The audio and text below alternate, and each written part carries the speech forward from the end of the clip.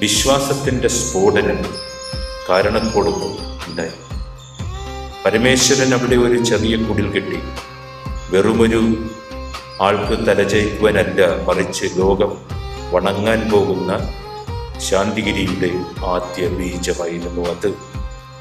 പരമേശ്വരന്റെ വിശ്വാസത്തിന്മേൽ ഗുരു നടത്തിയ ജ്ഞാനസ്ഫോടനം അവിടെ വലിയൊരു നിയോഗത്തിൻ്റെ തുടക്കമായിരുന്നു.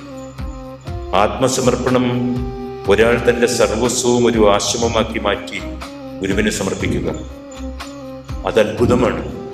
അവിടെ നടന്നത് കേവലം മണ്ണല്ല, തൻ്റെ ആത്മാവിനെ തന്നെയാണ് ആ ചെറിയ കുടിലിലൂടെ അദ്ദേഹം ഗുരുപാദങ്ങളിൽ സമർപ്പിച്ചത്.